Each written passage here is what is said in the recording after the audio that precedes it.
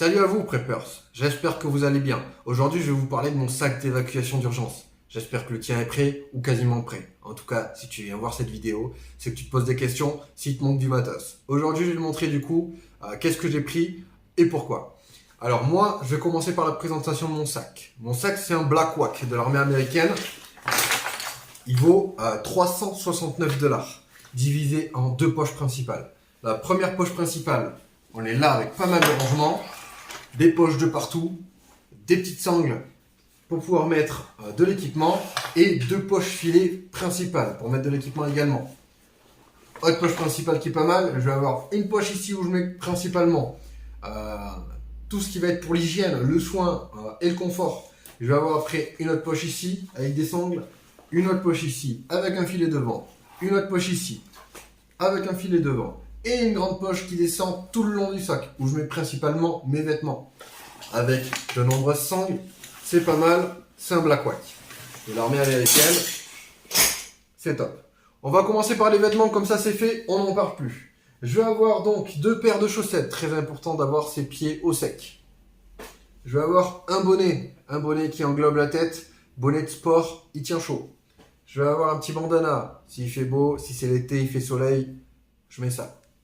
Je vais avoir un t-shirt manche longue, un truc moulant qui permet d'avoir chaud, de ne pas avoir froid. Je vais avoir un petit col pour pouvoir se protéger le cou, la nuque, un t-shirt classique de l'armée, une paire de gants, un pull de chez Decathlon qui tient super chaud. Je vais avoir un débardeur, je vais avoir un legging, je vais avoir deux caleçons et je vais avoir un short. Voilà pour les vêtements. Là, on va partir maintenant sur le matériel. Alors, j'ai pris une trousse de premier secours pour pouvoir soigner tout ce qui est bobologie, moyen et petit. Je ne sauverai pas quelqu'un qui s'est pris 30 balles dans le torse, mais je sauverai quelqu'un qui a une petite brûlure ou qui a un petit bobo. Voilà. Donc, trousse de premier secours important. Je vais avoir un garrot tourniquet. Voilà, on s'empale quelque part, on saigne abondamment d'une jambe ou d'un bras, garrot tourniquet. Si on a deux blessures, voilà, on se soigne avec le garrot sur un et on passe à la deuxième. Voilà, je vais avoir les rations de survie NRG5, valable 20 ans à partir de sa date de fabrication. Elle est divisée en 9 barres. 9 barres, une boîte est égale à une journée. Donc j'ai 3 boîtes pour 72 heures. Il est conseillé de manger quand on a faim et si on n'a pas faim, on ne mange pas. On mâche lentement, doucement et on avale. Divisé en 9 barres. Il faudrait consommer une barre toutes les 2 à 3 heures selon sa faim.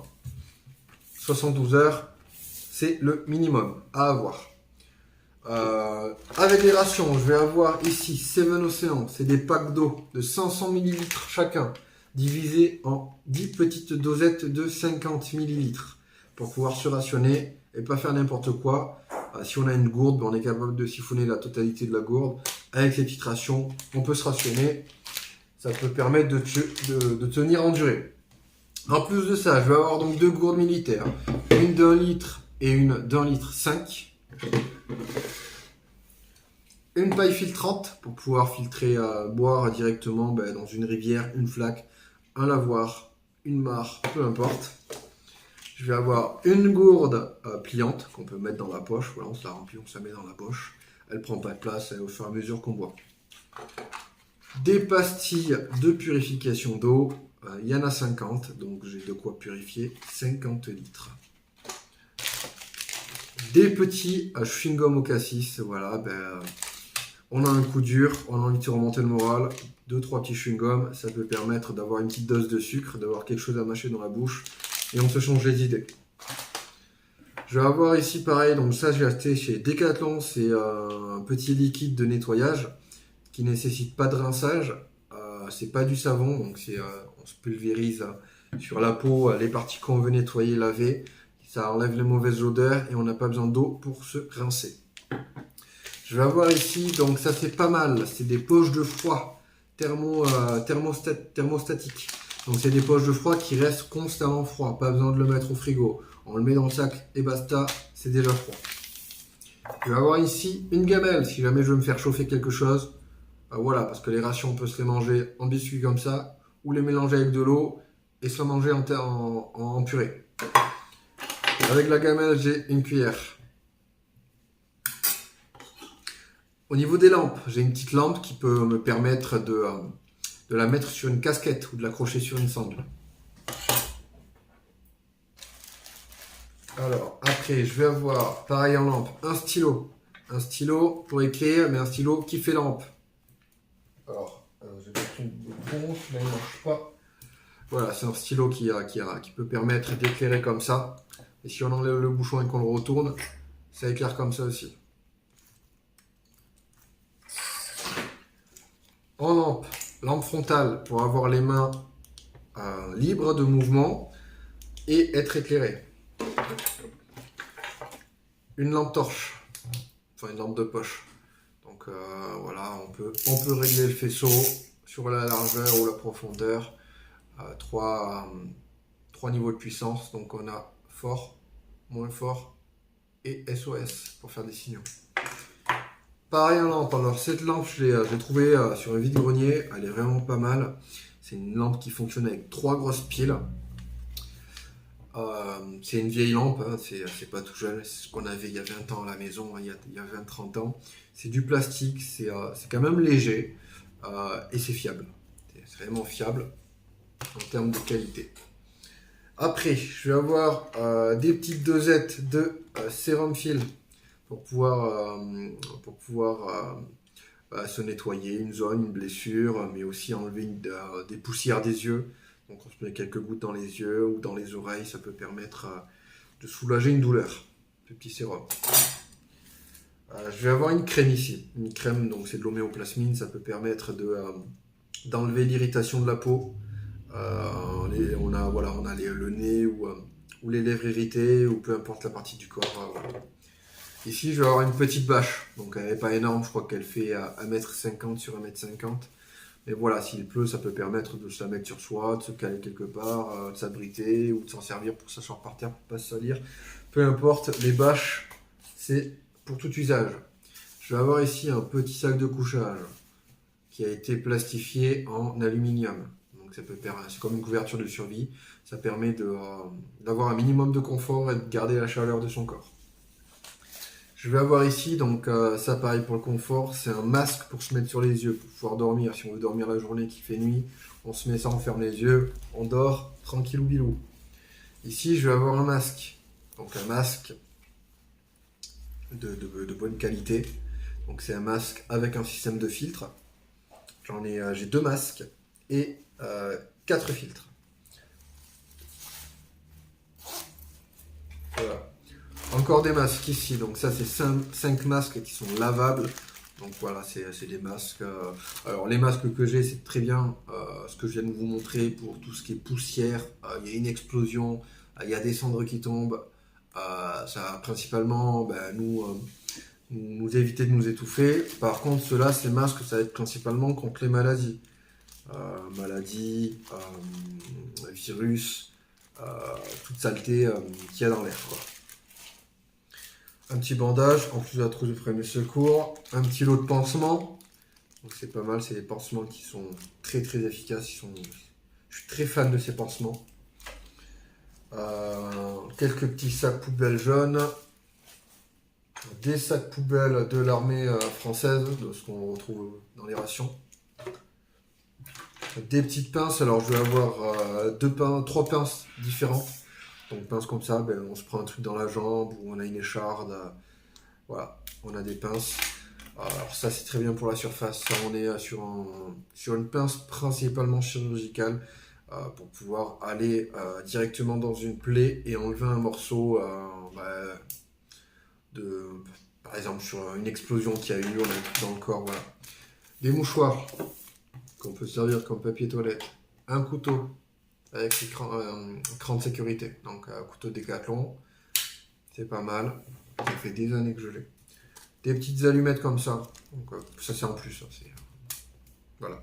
Les allumettes tempête, donc les allumettes, on peut les mouiller, peu importe, il peut pleuvoir, faire l'orage, il peut neiger, peu importe le climat, l'humidité, l'allumette elle va s'allumer. Je vais avoir ici une petite moustiquaire de tête. pour pouvoir, si on veut dormir, c'est l'été, il y a des moustiques de partout, des bestioles, on se met la tête dans la moustiquaire, le corps dans le sac de couchage, voilà.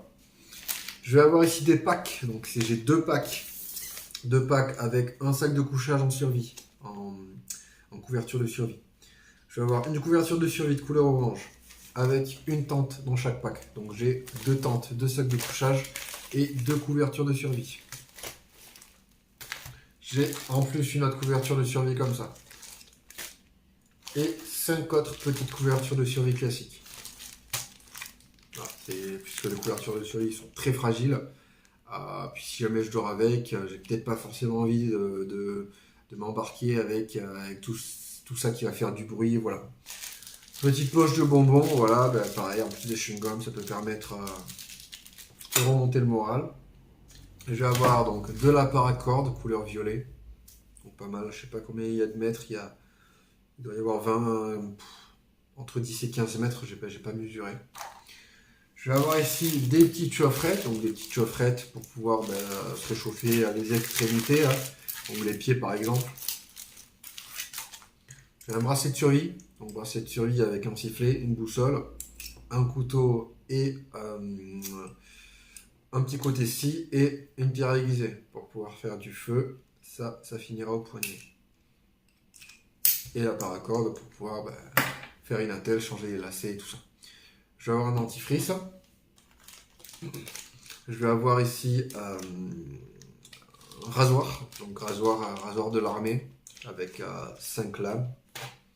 Je vais avoir ici des petites crèmes, donc petites crèmes apaisantes. Voilà, c'est pas mal. Je vais avoir du fil dentaire.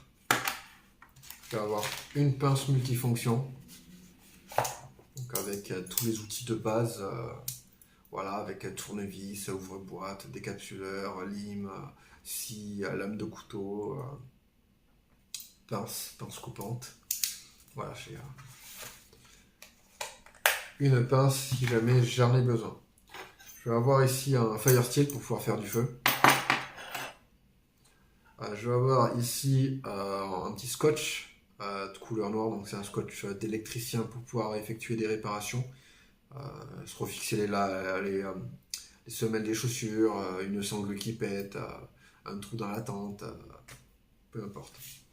Je vais avoir aussi un petit préservatif, voilà, ça peut avoir un certain contenant. Là il y a le préservatif plus le lubrifiant, donc ça peut servir à toute situation aussi. Là je vais avoir ici les petites, donc ça c'est des petites lavettes pour les mains, donc avec alcoolisé.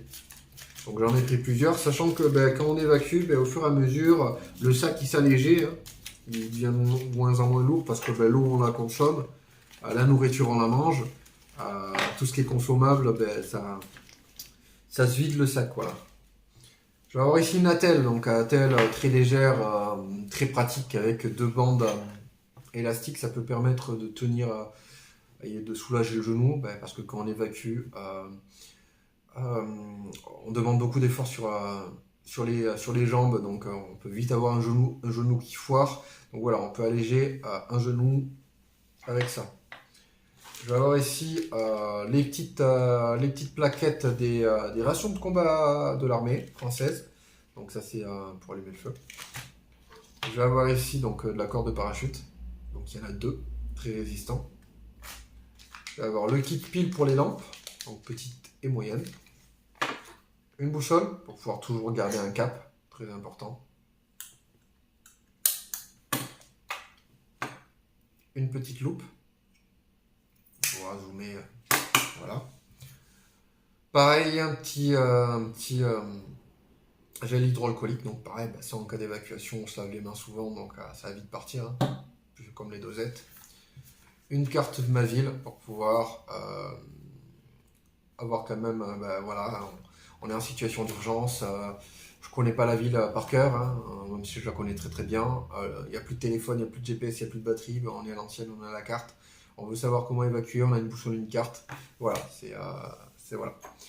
Et en dernier, j'ai ça. Donc j'ai un petit gel décontaminant par rapport aux bombes à poivre.